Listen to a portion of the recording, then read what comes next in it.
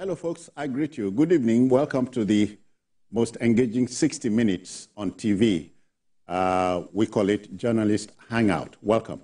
Now, I'm Citizen Jones Hussein. Today on the program, former Vice President Atiku lambasted House of Representatives for rejecting proposed 6-year term, single term for president and governor. National Assembly approves life sentences for drug offenders. And later on the show, we'll share this with you.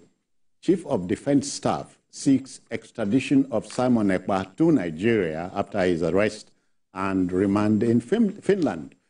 Team leader Babajide Kolade Otitoju is not in town, but let me report I'm hanging out with Dr. Olabisi Deji Folutile. Madam, I greet you. Welcome. Thank you. Thanks for having me. And she's joined by Adekunle Yusuf, another gentleman. Welcome, sir. Good evening. Okay, the team is ready. I hope you are.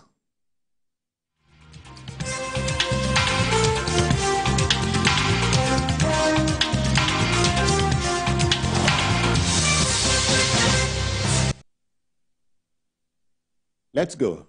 Our first story is this one. You know, the menace of Boko Haram requires that all hands be on deck to battle insurgency on all fronts. We can report that Governor Babagana Zulum of Borno State has approved the donation of 18 combat and patrol motorcycles to the 25 Brigade of the Nigerian Army, Damboa. This is part of the conscious efforts to boost the combat efficiency of the military unit. The commander of the brigade, Brigadier General Rashid Omolori, expressed appreciation to the governor for his swift response in supporting military operations. Obviously, this is undoubtedly the way to go in these challenging times. Adekunle. Yeah, I think it's a good strategic move because when you look at these bad elements, they make use of motorcycles a lot. You see them, you know, like 200, 300 when they want to go for in their criminal activities, especially when they want to kidnap. So, in Borno State, I believe it's a good, you know, I don't know who brought out that, you know, advice, but I think it's a good move because it will help in reconnaissance, it will help in, you know, patrols, it will help in swift, you know, response all over the place. Yeah. I want to think so. The military would need to outthink these criminals, the Quorum, you know. Okay. Yeah. And I think this as they say, thinking out of the box. Yes, that you have to outthink these people. Because they don't move around. And whenever they invade any village or town or any community, they don't move around with large vehicles. You know, the military, you know, does that. But the other elements, the bad people, so when they want to do anything, you see them, two people on, you know, bikes, and they take over anywhere they want to take over. So when you have these facilities, motorcycles and special ones at that matter, I think it's good for, you know, the military. There may be some, you know, demerits of it, but at least it will help him, you know, get into some terrains that every military terrains may not be able to get. Then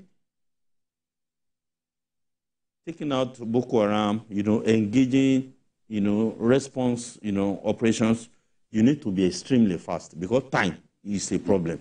So with all this at your vehicle, you know, the air, the everything, I think it's a good one. Yeah. BC, you know, when we say a state governor is the chief security officer of the state, it means as the #1 citizen of that state, you must be involved. You show a concern like this one. Yeah, I also think that Governor Zulum has had a long-standing history of supporting military operations in Borno over time. State. I think in 2020, he also donated 100 motorcycles towards the fight of Boko Haram in the state. And also the fact that he mentioned something about the terrain of these places where these Boko Haram insurgents, how they escape. Their escape routes are usually narrow paths which military vehicles cannot go through. So with more of such motorcycles, the military will be able to respond more swiftly to all these attacks, especially during emergencies. So I think it's a good one. And well, you know, talking about the chief security officer of a state, yes, even though a lot of governors are also complaining that they don't control the major security forces. But I think this kind of move is also part of their responsibility. They can't really shy away from it. And I think Governor Zulum should be commended for doing what he's doing. And I also think, I read something also yesterday about another governor in the Southwest that also bought some equipment and stuff like that. The thing is, for as long as governors draw security votes, which they will tell you they don't draw. You know, have you ever seen the security votes? There was a time I wanted to do a story on that thing. I looked at all the budgetary allocations of these state governments. There is nowhere where you will see anything with the headline security votes. So when we talk about security votes, sometimes they just tell us that where do we see the security votes, because it's not really included in their budget. It's not part of what is usually audited. Exactly. It's unaudited. But I think he has done very well.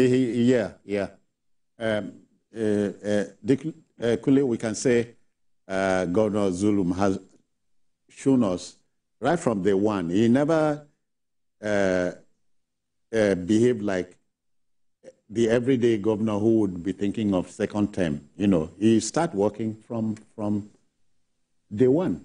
And but don't forget the fact that he's having a different kind of mandate.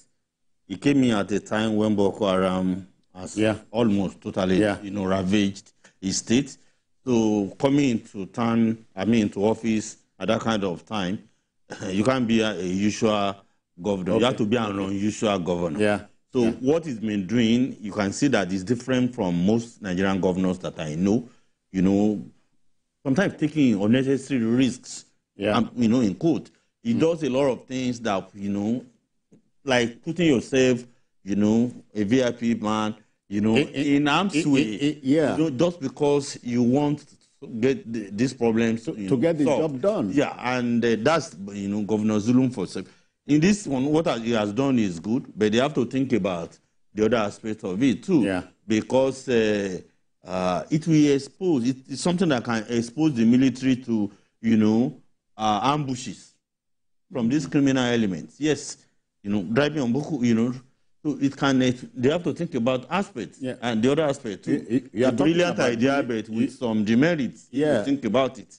Kunle, you are talking about military people. They know this. They have to think about that too, because even when you go with all your gadgets, there are times the Boko Harams, I think these motorcycles are probably more effective in terms of responding to emergencies, because they also know that sometimes when there are attacks, they don't have enough. We are told they are combat and patrol motorcycles. Combat and patrol. Exactly. So it's not as if that is the essential thing they are using, but I think they understand what is going on, and they know that they need these things.